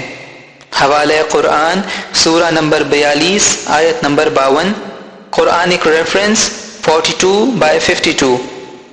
اب کوئی ایسا عقیدہ درست نہیں جو کہا جائے کہ خدا تعالی نے قرآن کی وہ روح اور نور اٹھا لیا ہے، سو یہی کہنا حقیقت ہے کہ وہ قرآنی روح اور نور رسول خدا صلی اللہ علیہ وسلم کے بعد ائمہ طاہرین کے پاک سلسلے میں زندہ اور موجود ہے، تاکہ خدا تعالی کے نظام ہدایت میں کوئی کمی واقع نہ ہو۔ نمبر 15، قرآن مجید میں ہے کہ خدا تعالی اپنے غیب کی باتوں پر یعنی عالم غیب پر کسی کو مطلع نہیں کرتا سوائے کسی برگزیدہ رسول کے۔ قرآنی حوالہ سورہ نمبر 72 آیات 26 تا 27، قرآنک ریفرنس 72/26-27۔ اس سے ظاہر ہے کہ آن حضرت صلی اللہ علیہ وسلم پر قرآن کی جو روحانیت نازل ہوئی تھی وہی آن حضور صلی اللہ علیہ وسلم کا عالم غیب پر مطلع ہونا تھا، اور وہی آپ صلی اللہ علیہ وسلم کی ذاتی روحانیت کے عالم کا مشاہدہ تھا۔ اس سے معلوم ہوا کہ آپ صلی اللہ علیہ وسلم کے حقیقی جانشین کو بھی یہی مرتبہ حاصل ہے، کیونکہ خلیفہ رسول صلی اللہ علیہ وسلم میں قرآنی نور کی منتقلی کے یہی معنی ہیں۔ نمبر 16، یہ ایک مسلمہ حقیقت ہے کہ خدا تعالیٰ کے قرب و حضور تک پہنچ جانے کے لیے صرف ایک ہی رستہ مقرر ہے اور وہ صراط مستقیم ہے۔ رسول خدا صلی اللہ علیہ وسلم نے اسی راہ پر لوگوں کی ہدایت و رہنمائی فرمائی تھی، اور قرآن کی روحانیت و نورانیت کی مختلف منزلیں بھی اسی صراط مستقیم پر واقع ہیں۔ لہذا پیغمبر برحق صلی اللہ علیہ وسلم کی اس رہبری کے نتیجے میں جن کامل انسانوں اور حقیقی مومنوں کو خدا کا قرب خاص ہوا ہے، انہوں نے لازمی طور پر قرآن پاک کی روحانیت و نورانیت کا مشاہدہ کیا ہے، کیونکہ قرآن کی روح اور نور صراط مستقیم سے ہٹ کر نہیں ہے۔ نمبر 17، قرآن مجید کی تعلیمات میں یہ بھی ہے کہ بعض لوگ دل کی آنکھ سے اندھے ہوتے ہیں۔ حوالہ قرآن سورہ نمبر 22 کی آیت نمبر 46، قرآنک ریفرنس 22/46۔ آپ ذرا سوچیں کہ آیا اس کے معنی یہ نہیں ہے کہ بعض لوگ دل کی آنکھ سے دیکھ سکتے ہیں؟ تو کیا وہ دل کی آنکھ سے اس ظاہری دنیا کو دیکھتے ہیں؟ نہیں، وہ تو عالم باطن کو دیکھتے ہیں جو روحانیت کی دنیا ہے، اور وہی قرآن کی روحانیت بھی ہے۔ نمبر 18، اس کے بغیر کوئی چارہ نہیں کہ پیغمبر صلی اللہ علیہ وسلم کی معرفت خدا کی معرفت سے پہلے ہو۔ امام علیہ السلام کی معرفت پیغمبر صلی اللہ علیہ وسلم کی شناخت سے قبل ہونی چاہیے، اور سب سے پہلے انسان کی اپنی پہچان چاہیے، کیونکہ معرفت کے مراتب ہی ایسے ہیں، اور شناخت سے متعلق اقرار کی ترتیب بھی یہی ہے۔ تاہم یہ بھی جاننا ضروری ہے کہ یہ تمام معرفتیں آپس میں مل کر ہیں، الگ الگ نہیں۔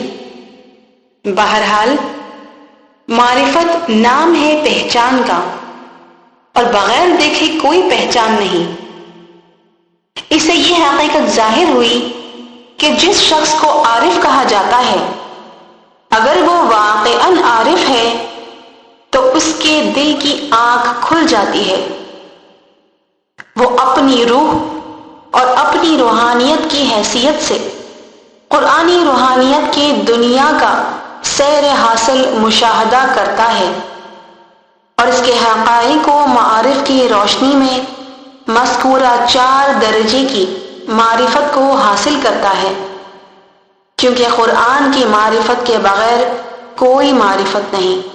نمبر 19، مذکورہ بالا حقائق سے یہ معلوم ہوا کہ اللہ تعالیٰ کی صفات کی تجلیوں کے مشاہدے کے بغیر کوئی معرفت حاصل نہیں ہوتی، اور انہی تجلیات میں قرآن کی روح اور نور موجود ہے، بلکہ یہی تجلیات خود قرآن کی روحانیت و نورانیت ہیں، کیونکہ قرآن کی روحانیت خدا کی تجلیوں سے ہرگز الگ نہیں۔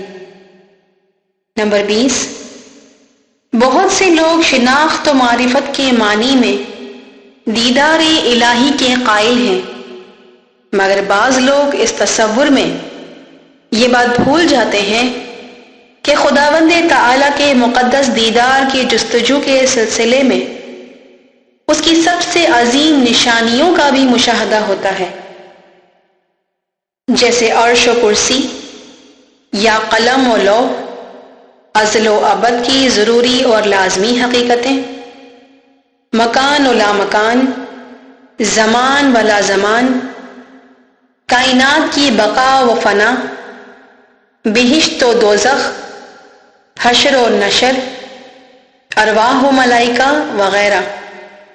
پس قرآن کی روح کی شناخت میں یہ تمام معرفتیں شامل ہیں، جیسے ارشاد ہے کہ وَكُلَّ شَيْءٍ أَحْصَيْنَاهُ كِتَابًا۔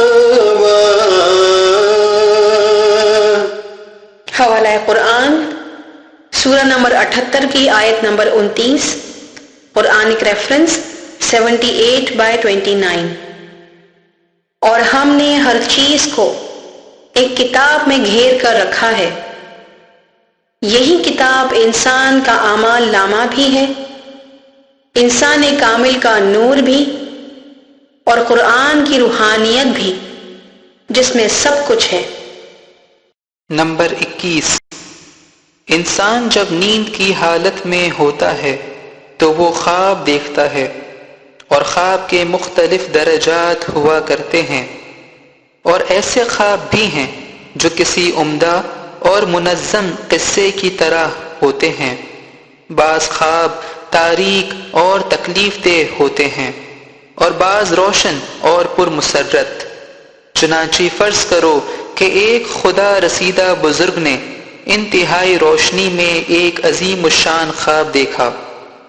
وہ ایسا پر اثر اور دل نشین تھا کہ اس کا تصور دل و دماغ سے مٹ نہیں سکتا تھا۔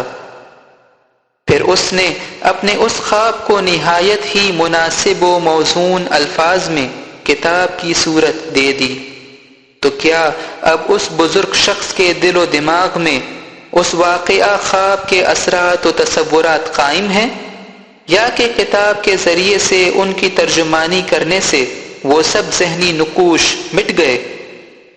اگر اس کا جواب یہ ہو کہ وہ تصوراتی کیفیت جو اس نورانی خواب سے پیدا ہوئی تھی کسی کمی کے بغیر اب بھی قائم ہے، تو اس مثال میں غور کرنے کے نتیجے پر یہ بھی ماننا پڑے گا کہ قرآن پاک ظاہری تحریر میں آنے کے بعد بھی مکمل نور کی صورت میں آن حضرت صلی اللہ علیہ وسلم کے باطن میں موجود تھا۔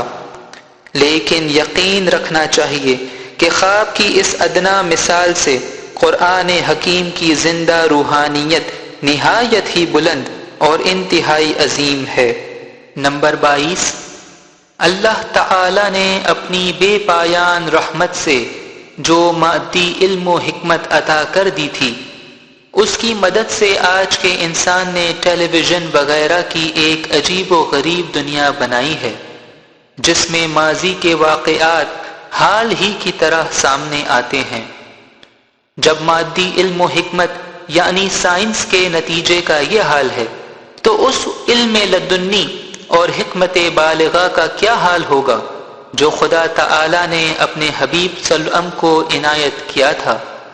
پھر سوال ہے کہ آیا یہ ممکن نہیں کہ اس خدائی علم و حکمت کی مدد سے رسول خدا صلی اللہ علیہ وسلم مؤمنوں کے دل میں ایک ایسی روشن دنیا پیدا کریں جس میں روحانیت ہی روحانیت ہو؟ اگر آپ کہیں کہ کیوں نہیں، تو ایسی روحانیت قرآن ہی کی روحانیت ہوگی۔ نمبر 23، سورہ محمد سورہ نمبر 47 آیت نمبر 6 47/6 میں بہشت کی معرفت کا ذکر آیا ہے، اور اس کا مقصد یہ ہے کہ اسی دنیا میں جنت کی پہچان ہونی چاہیے تاکہ قیامت کے روز مومن اپنی پہچانی ہوئی بہشت میں داخل ہو سکے۔ لیکن جیسا کہ پہلے بتایا گیا کہ پہچان مشاہدہ کے بغیر ناممکن ہے، اس سے ظاہر ہے کہ جنت کا مشاہدہ ضروری ہے، مگر یاد رہے کہ قرآن کی روحانیت سے یہ جنت الگ نہیں ہے، کیونکہ قرآن کی روحانیت میں تمام روحانی نعمتیں موجود ہیں، اور جنت کا مقصد بھی یہی ہے، اور یہی روحانیت جنت ہے۔ نمبر 24، تأویل کے لفظی معنی ہیں کسی چیز کو اول کی طرف لوٹا دینا، کسی مثال کو ممثول یعنی حقیقت کی طرف لے جانا، اور رمز و کنایہ سے مقصود و منشا کو ظاہر کرنا۔ چنانچہ سورہ یوسف کے مطابق گائے کی تأویل ہے انسان کا کھانے پینے والا نفس، کیونکہ ایسے نفس انسانی کی مثال جس پر فراوانی کے 7 برس آرام و راحت سے گزر جانے والے تھے 7 موٹی گایوں سے دی گئی ہے، اور اسی نفس پر بعد کے 7 سالوں میں سخت قحط سے جو کچھ تکلیف گزرنے والی تھی اس کی مثال 7 دبلی گایوں سے دی گئی ہے۔ یہ قصہ بادشاہ مصر کے خواب سے متعلق ہے جس کی تعویل دنیا زمانے کا کوئی دانشور نہیں کر سکتا تھا سوائے حضرت یوسف علیہ السلام کے، جو انسان کامل اور زمانے کے امام مستودع تھے، جن کو اللہ تعالی نے اپنے حضور سے علم تعویل عطا کیا تھا۔ یہی حال قرآنی تعویل کا بھی ہے کہ اس کے عملی تعویل کا علم سوائے راسخون کے، قرآنی حوالہ سورہ نمبر 3 آیت 7، قرآنک ریفرنس 3/7، کوئی نہیں جانتا، اور راسخون فی العلم سب سے پہلے آن حضرت صلی اللہ علیہ وسلم ہیں، اور آپ کے بعد آپ کے جانشین ہیں یعنی علی مرتضیٰ علیہ السلام، پھر ائمہ اولاد علی ہیں۔ عملی تعویل سے قرآن کی روحانیت مراد ہے، جس کا تذکرہ اس کتابچے میں بار بار ہوتا رہا ہے، اور کتابی تعویل وہ ہے جو ائمہ طاہرین علیہم السلام اور ان کے حدود کے وسیلے سے ظاہر ہو کر ضبط تحریر میں آ چکی ہے۔ نمبر 25، یہ حقیقت ہے کہ ایک عام انسان روحانیت کی روشن دنیا سے غافل و نا آشنا رہتا ہے، لیکن اس کے باوجود یہ ضرور ہے کہ اس کے دل و دماغ میں تصورات کا ایک وسیع عالم موجود ہے، جس میں نہ صرف اس کی گزشتہ زندگی کے تمام مشاہدات، واقعات اور حالات سموئے ہوئے ہیں، بلکہ پوری کائنات کا تصور بھی محدود ہے، جس میں ہر چیز موجود ہے، مثلا آسمان، سورج، چاند، ستارے، فضا، بادل، دن، رات، زمین، پہاڑ، جنگل، بیابان، دریا، باغ، گلشن، کھیت، مکان، شہر، طرح طرح کے آدمی، جانور، سیر و سفر کے واقعات اور لا تعداد باتوں اور بے شمار کاموں کا ریکارڈ۔ چنانچہ وہ جس چیز کا تصور کرتا ہے اس کی ایک دھندلی سی تصویر اور ایک معمولی سی تشبیہ سامنے آتی ہے۔ بعض چیزیں جن سے اس کی زیادہ محبت ہے اسی طرح بار بار خود بخود ذہن کی سطح پر ابھرتی رہتی ہیں، بعض چیزیں ایسی ہیں جن کی طرف اس نے کم توجہ دی ہے، لہذا یہ ان کو فراموش کر چکا ہے، تاہم غور و فکر سے ان کی بازیابی ممکن ہے۔ اب آپ خود سوچ کر اندازہ کریں کہ اگر ایک ناقص انسان کے باطن میں پوری دنیا کی چیزیں اس طرح سے ہیں کہ روشنی کی کمی کی وجہ سے بڑی مشکل سے نظر آتی ہیں، تو پھر کیا یہ ممکن نہیں ہے کہ ایک کامل انسان کی پاک و پاکیزہ روح میں خاطر خواہ روشنی ہو، اور اس میں ہر چیز صاف صاف نظر آئے۔ بس جاننا چاہیے کہ یہ قرآن کی روحانیت کی طرف ایک واضح اشارہ اور اس کی ایک عمدہ مثال ہے۔ نمبر 26، قرآن حکیم کی سورہ نمبر 41 کی آیت نمبر 53، قرآنک ریفرنس 41/53 میں ارشاد ہے کہ اللہ تعالیٰ کی آیات آفاق میں بھی ہیں اور انفس میں بھی۔ اس عظیم الشان فرمان خداوندی کا مقصد یہ ہے کہ خدا شناسی اور دین شناسی کے لیے آفاق و انفس کی ان شہادتوں اور حقیقتوں سے کام لیا جائے۔ مثال کے طور پر ہمیں کتاب کائنات سے یہ معلوم کر لینا ہے کہ پیغمبر صلی اللہ علیہ وآلہ وسلم باطنی طور پر قرآنی روحانیت کے نور کا عکس یعنی روشنی اپنے جانشین پر ڈال سکتا ہے یا نہیں۔ اگر یہ ممکن ہے تو اس کی صورت حال کیا ہے؟ چنانچہ اس حقیقت کے لیے جب ہم مادی روشنی کے سرچشمے پر غور کرتے ہیں تو معلوم ہوتا ہے کہ سورج ہمیشہ دوسری چیزوں کے ساتھ ساتھ چاند پر بھی روشنی ڈالتا ہے، مگر رات کے وقت جب سورج سامنے موجود نہیں ہوتا تو اس وقت چاند کے سوا دوسری کوئی چیز سورج کی نمائندگی نہیں کر سکتی ہے، یعنی سورج کی جگہ پر چاند روشنی دیتا ہے اور ستاروں کی روشنی کم تر ہوتی ہے۔ اس کے معنی یہ ہوئے کہ ہمیشہ کی طرح آن حضرت صلی اللہ علیہ وسلم کے زمانے میں بھی حدود دین تھے جن کی مثال چاند اور ہر درجے کے ستارے ہیں۔ اس مثال سے ظاہر ہے کہ آن حضرت صلی اللہ علیہ وسلم دین کے سورج تھے، اساس چاند اور باقی حدود ستارے، اور دین کے یہ چاند ستارے اس وقت سے روشن ہوئے جب سے کہ دین کا سورج طلوع ہوا تھا۔ سوال ہے کہ رات کے وقت چاند سورج سے روشنی حاصل کر کے زمین والوں کو پہنچا دیتا ہے، مگر آسمان یہ کام نہیں کر سکتا۔ اس کی وجہ کیا ہے؟ اس کا جواب یہ ہے کہ آسمان لطیف جسم ہے، اس لیے اس پر روشنی کا کوئی زاویہ نہیں بنتا۔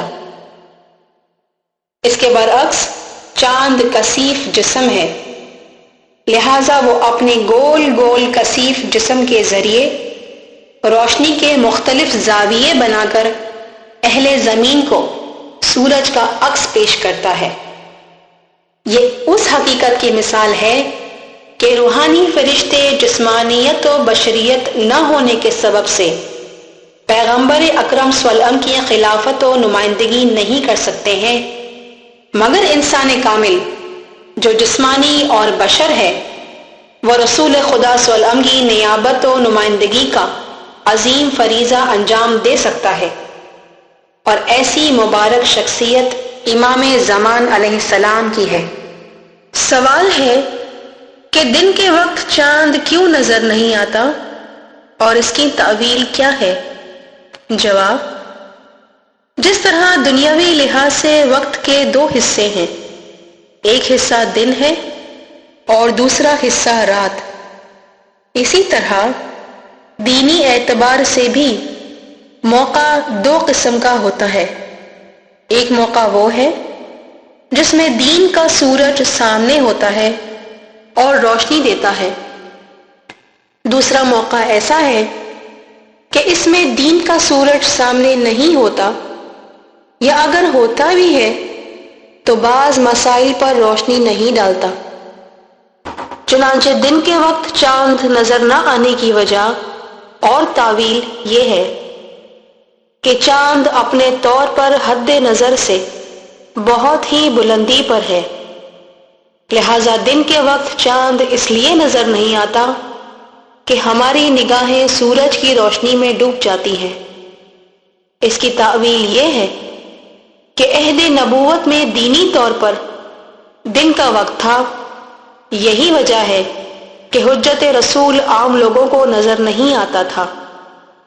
تاہم بہت سے تاویلی مسائل ایسے تھے جن پر آن حضرت صلی اللہ علیہ وسلم براہ راست روشنی نہیں ڈالتے تھے۔ اس لحاظ سے یہ کہنا صحیح ہے کہ ایسا موقع رات کے مشابہ تھا جس میں اساس ہی چاند کی طرح کام کرتا تھا۔ نمبر 27، اللہ تعالی کی آفاقی نشانیوں میں سے ایک پانی بھی ہے جس کا ذریعہ آسمان یعنی بلندی ہے، اور آسمان کا نمائندہ پہاڑ ہے۔ آسمان ناطق کی مثال ہے اور پہاڑ اساس کی۔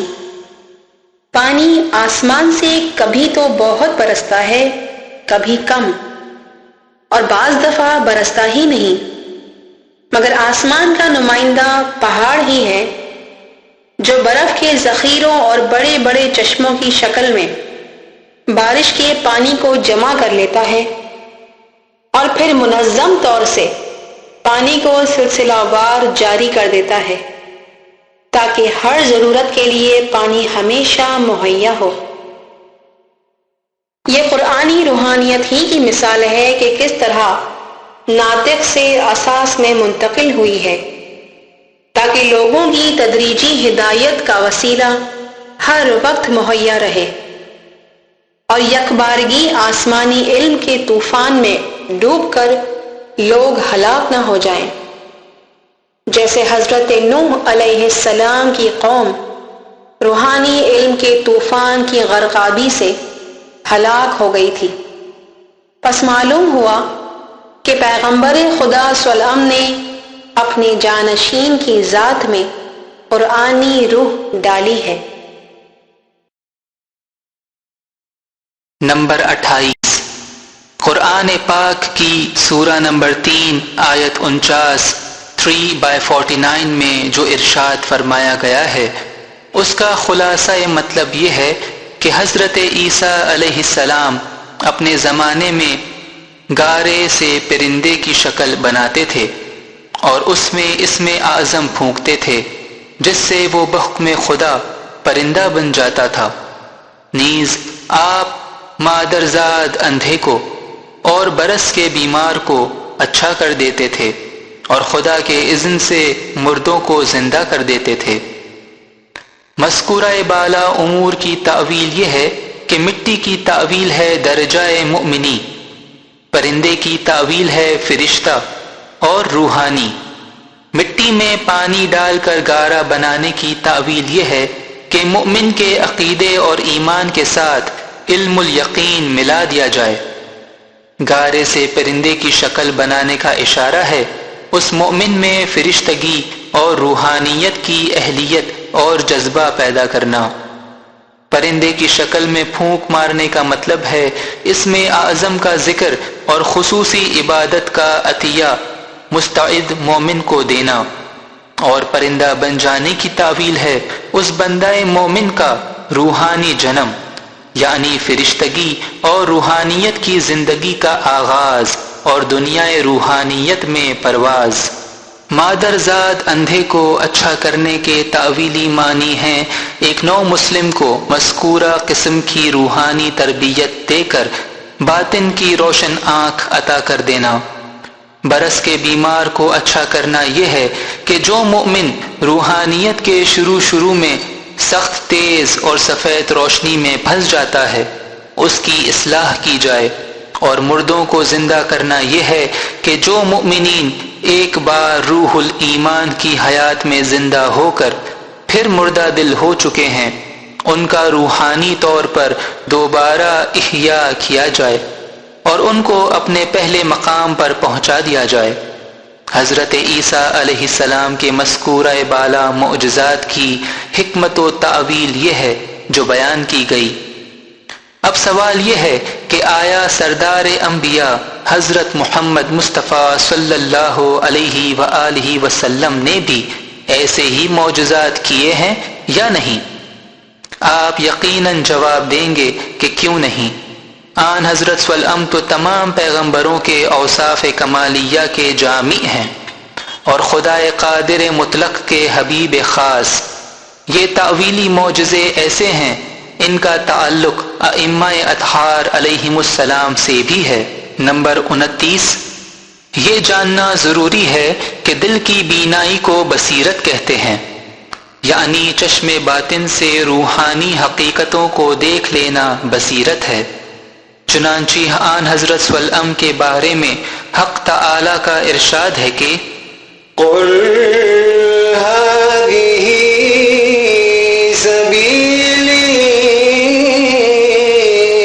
أدعو إلى الله على بصيرة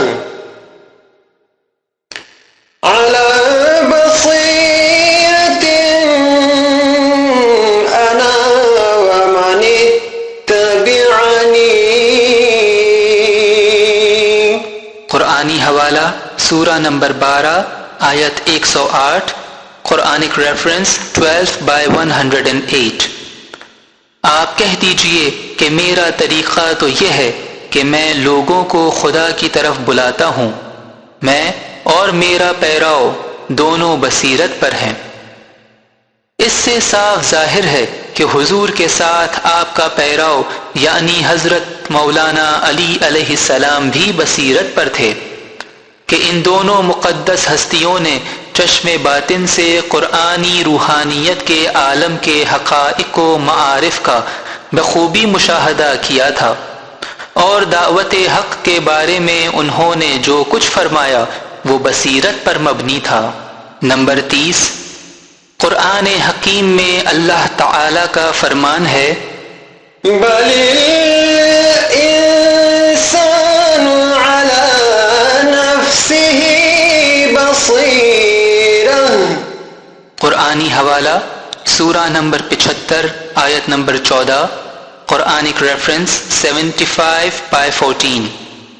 بلکہ انسان اپنی ذات یعنی روح پر مطلع ہے، یعنی انسان فی الاصل یہ صلاحیت رکھتا ہے کہ دیدہ دل سے اپنے روحانی احوال کا مشاہدہ و مطالعہ کرے، اور اگر اس نے اپنی یہ قابلیت ضائع کر دی ہے تو یہ اس کی اپنی ہی غلطی ہے۔ چنانچہ اس آیہ کریمہ کی روشنی میں دیکھنے سے معلوم ہوتا ہے کہ ہر قسم کی روحانیت کا تصور پیغمبر اور امام علیہم السلام کے بعد نچلے درجات تک پہنچتا ہے۔ نمبر 31، سورہ نبا سورہ نمبر 78 یعنی 78 کی آیت نمبر 29 یعنی 29 میں فرمایا گیا ہے کہ اور ہم نے ہر چیز کو ایک کتاب کی صورت میں گھیر کر رکھا ہے۔ اس آیت کی حقیقت سمجھنے کے لیے سب سے پہلے یہ سوچنا چاہیے کہ یہ کتاب جس میں ہر چیز موجود ہے روحانی نوعیت کی ہے یا مادی قسم کی۔ اگر کہا جائے کہ مادی قسم کی ہے تو ایسی کتاب اس کائنات کے برابر بڑی ہوگی، کیونکہ ہر چیز کا مطلب ساری کائنات و موجودات ہے۔ اور اگر مان لیا جائے کہ یہ کتاب جس میں کل کائنات سموئی ہوئی ہے روحانی طرز کی ہے تو درست ہے، اور اس آیت کی یہی مراد ہے، اور کائنات کی ساری چیزیں جو اس کتاب میں سمو گئی ہیں روحانی صورت میں ہیں، اور وہ کتاب قرآن کی روحانیت ہے جسے پیغمبر صلی اللہ علیہ وسلم اور امام علیہ السلام کا نور بھی کہا جاتا ہے۔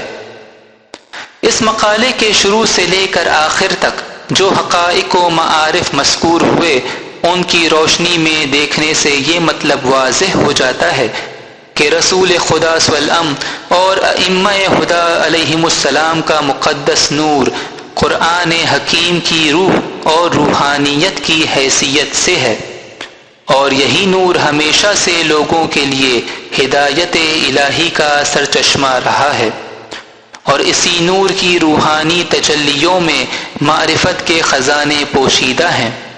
پس مومن کو ہر وقت کوشاں رہنا چاہیے تاکہ اس پاک نور کا روحانی مشاہدہ اور شناخت حاصل کر سکے۔ الحمد للہ